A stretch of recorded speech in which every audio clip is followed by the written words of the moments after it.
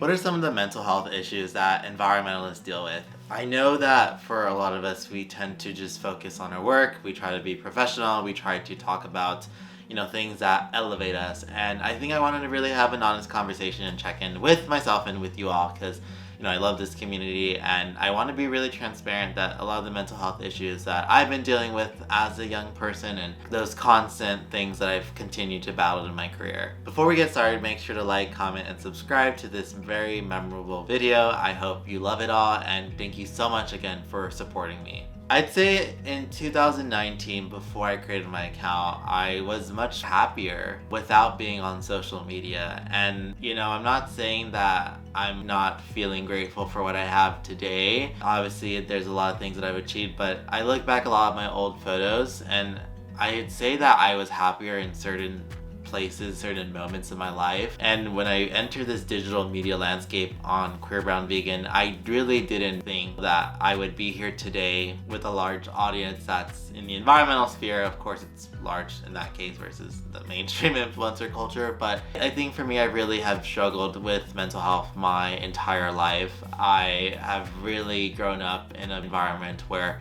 I was cared for, of course, and loved for in different ways, but I have always dealt with imposter syndrome of never feeling enough or good enough. And I had to go through a lot of battles in my early college years about those issues. And for those who don't know, I wasn't on social media when I was from 18 to 22. Yes, I was on social media, meaning on Instagram. I had my own personal account, but I didn't really post about environmental issues. I did share a lot of environmental stuff, but I really focused on just nurturing myself as an individual. And a lot of the issues that were addressed and hopefully, worked on during that time, it did help me navigate Queer Brown Vegan with a stronger and clearer lens. I don't think if I was younger doing this now, which I'm at the age of 26, I would not be able to sustain my mental health. And today, I still struggle with imposter syndrome. I always feel that, when I'm at speaking events or I get awarded opportunities or other things, I always feel this thing of not feeling good enough or not feeling deserving enough to award this. I always think, well,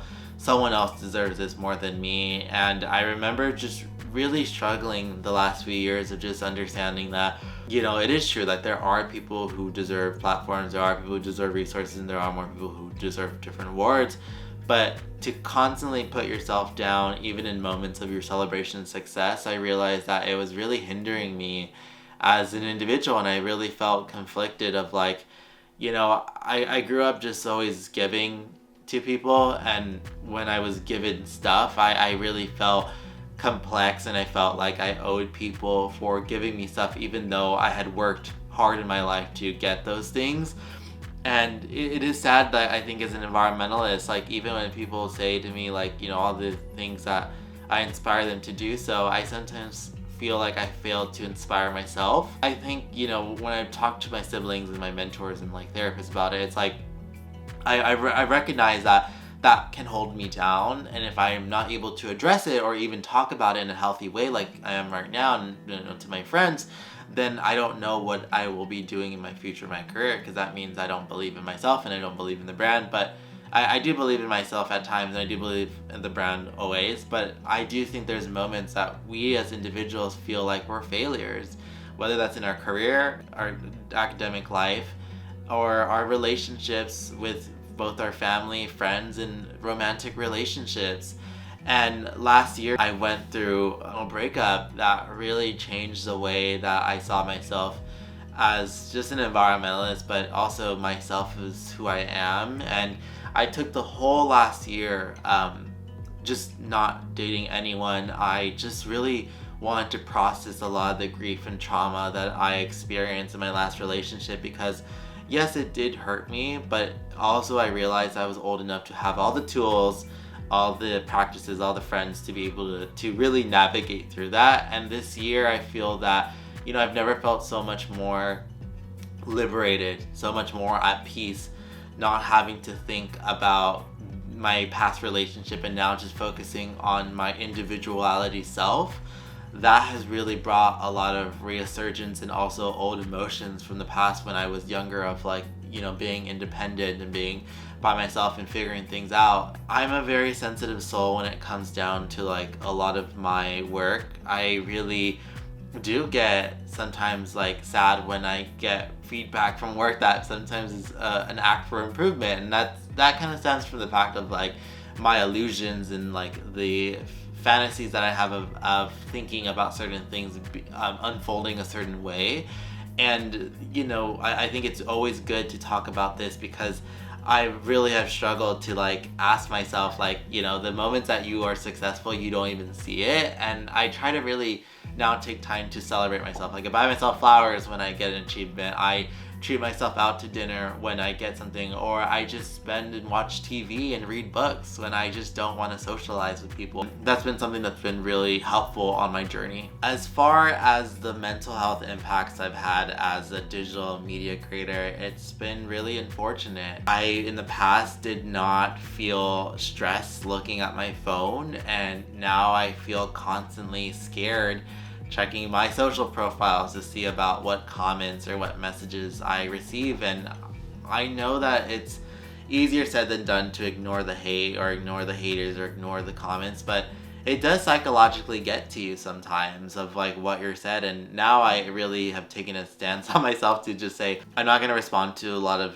negative criticisms or even comments, because I realize that I've tried to be really transparent with everything that I've done, and I know that it will never be enough. One thing that I've had to realize as an environmentalist is that my work will never be enough for others. It will never be enough for the person that is a grassroots organizer. It will never be enough to the person that is an influencer. It will never be enough for the person that's a policymaker. But it is enough for me. It is enough for my soul. It is enough for me to continue doing this environmental work. And I felt that the last few years, I almost lost that. To say, oh, I agree that this person's right and I'm not doing enough. I think it is an acknowledgement for us to say, yes, our work can always evolve, it can always do better. But the moment that you start to trash yourself over someone's comment to say that you're not good enough in this movement, that itself psychologically impacts you, and that holds you back from being able to grow. And I think a lot of us have been traumatized in this movement of feeling that we're not doing enough, that we are not working hard, or we are just traumatized beings that allow our trauma to really leak out and affect our relationships. And I feel like, I really struggle with this idea of like being able to have this career, because I think a lot of you all see it on social media as like this very privileged lifestyle. And I'm not saying it's not a privilege. I'm saying that it comes with its own rules, meaning that, some of the issues I have as a digital media creator is like the lack of funding that's available for us. Like I do not like working for brands. And every time I get a comment of like, why are you doing ads? Why are you selling? And these are typically people that are often white cis men that are saying this. It is a privilege for me not to be able to worry about money for myself, for my family, for my loved ones, and still have to take this ad. Like I wish I come from generational wealth, and I think the extreme pressures I have as a content creator is like I'm not just supporting myself, I'm supporting my family. And I have these like really high expectations sometimes on myself of like I don't want to fail, I don't want to I want to make sure I can live and like provide for my family. But there's times I just feel like I don't have the energy to continue fighting, and I don't mean that in like a sad way. It's just like there's days I just feel so defeated that I'm in bed just like really crying and just feeling like I'm not myself. And it takes time for us to recognize that we're all burnt out. Like I'm burnt out. I recognize that I hit my limit last year in certain moments. And I think as an influencer, you're kind of seen as a monetized value. Like at the end of the day, you're in business and you're not seen for your own humanity. And I think there's this corporatization that happens to individuals of wanting to do more, the idea of hustle culture. And it's like I recognize I just cannot do everything. I cannot always post on social media, I cannot always write emails, I cannot always do public speaking, cannot always do all these things. And I think as young people we tend to say let's take all the opportunities we can, and I do that a lot, where it's like I want to take all these opportunities because I operate sometimes under a scarcity mindset of like, oh well, maybe I won't have this opportunity in the future. But sometimes I need to listen to my body and say stop.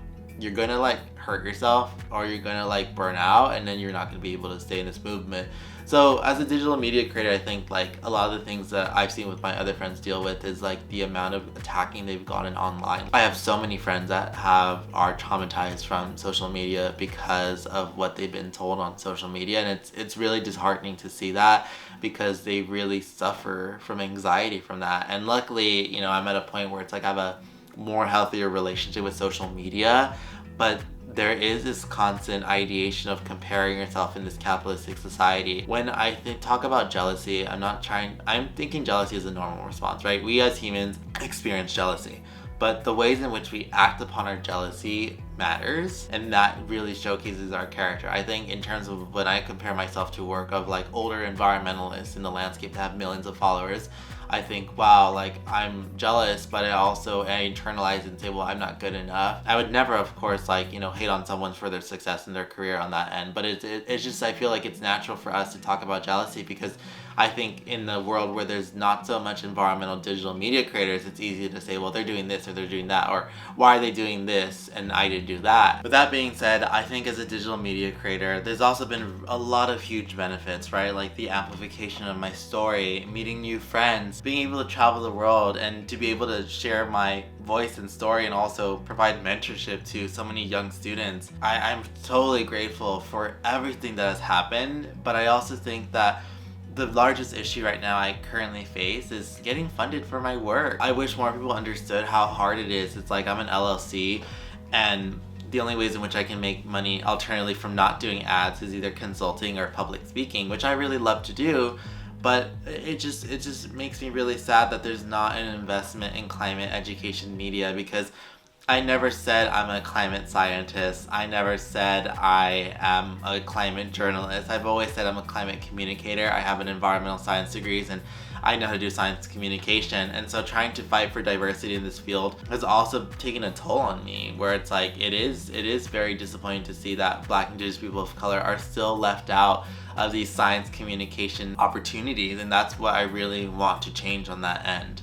So when people ask me they want to be a digital media creator in the environmental field, I always say go for it, but I'm not here to say that you shouldn't do it because of the things I've experienced. I think we all experience different things, but these are some of the realities where, you know, being called an influencer, even though I didn't want to be called that or whatever, it has contributed to the ways in which I see myself, and sometimes the ways that people measure my knowledge and intelligence. And that is something that I'm always facing every day, but I'm very thankful for everything, and I want you all to know that, you know, I love doing this work. I love communicating with you all. I love it, and I just want to be transparent that the mental health issues that I struggle with as an individual in this movement doesn't make me less than, doesn't make me seen as, you know, I need help. It just means that like collectively we can all talk about these issues and address these pain points that we have in our hearts. And I hope that you help resonate with this video, or that you can relate to it in certain ways in your industry, because there is no timeline that we should be succeeding or doing things, right? Take the time to know yourself, take the time to make mistakes, take the time just to like slow down. And I think that's what's really going to help us to create this sustainable movement. But when we're so focused on this ideation of like doing good,